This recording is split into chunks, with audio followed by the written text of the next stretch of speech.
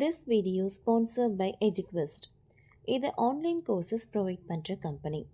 இதில் நிறைய online courses இருக்குது.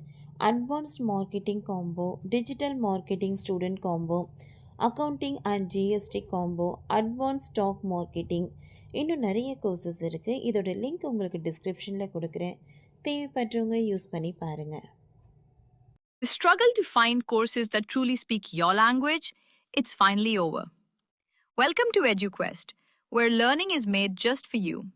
At EduQuest, we bring you a wide range of online courses, from career building programs to skill boosting masterclasses, all in your regional language. Because we believe language should never be a barrier to success. Our courses are tailor made after understanding what today's learners really need. So why wait? Start learning the smarter, simpler way only with EduQuest. Visit eduquest.courses and explore your next course today. And hey, don't miss out on our exciting offers and promotions. பள்ளி மீது விழுந்து நொறுங்கிய போர் விமானம், 16 பேர் பலி. வங்கதேசத்தில் shock. வங்கதேச தலைவர் டாக்காவில் பள்ளி ஒன்றின் மீது போர் விமானம் விழுந்து நொறுங்கியுள்ளது. இந்த விபத்தில் 16 பேர் உயிரிழந்துள்ளனர். விபத்து நடந்த இடத்தில் மீட்பு பணிகள் தீவிரமாக நடைபெற்று வருகின்றது. வங்கதேச விமானப்படைக்கு சொந்தமான F-7 ரக போர் விமானம் பயிற்சியில் ஈடுபட்டிருந்த போது இந்த விபத்து நடந்திருக்கிறது. விபத்தில் ஏற்பட்ட பாதிப்புகள் குறித்து இன்னும் முழு விவரம் வெளியாக உள்ளது. டாக்காவில் உள்ள மைல்கல் பள்ளி வளாகத்தில் இந்த சோக சம்பவம் நடந்திருக்கிறது. விபத்து நடந்த பகுதியில் மீட்பு பணியில் ஈடுபட்டிருக்கும் தீயணைப்பு அதிகாரி லிமா கானம் கூறுகையில், இந்த விபத்தில் ஒருவர் உயிரிழந்தார், 4 பேர் காயமடைந்தனர் என்று கூறியிருந்தார். இருப்பினும் இது குறித்து மேலதிக தகவல்கள் அவர் வழங்கவில்லை. இந்நிலையில் உயிரிழப்பு எண்ணிக்கை 16ஆக அதிகரித்திருப்பதாக தகவல்கள் வெளியாகியுள்ளன. விமான பள்ளியில்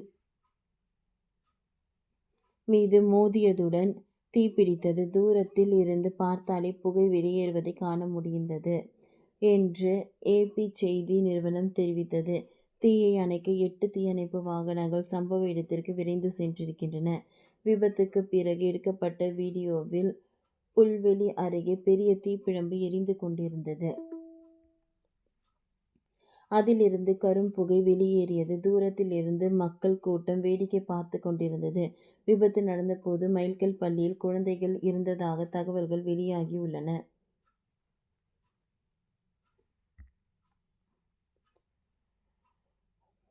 விபத்துக்குள்ளான F-7 PGI விமானம் இந்நாட்டின் விமானப்படைக்கு சொந்தமானது.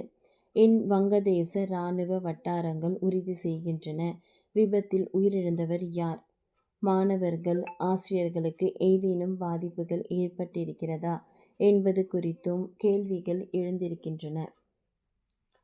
குஜராத்தின் அகமதாபாத்தில் உள்ள மருத்துவக் கல்லூரி விடுதி மீது ஏர் இந்தியா விமானம் மோதி விபத்துக்குள்ளான 1 மாதத்திற்கு பிறகு இந்த விபத்து நிகழ்ந்துள்ளது.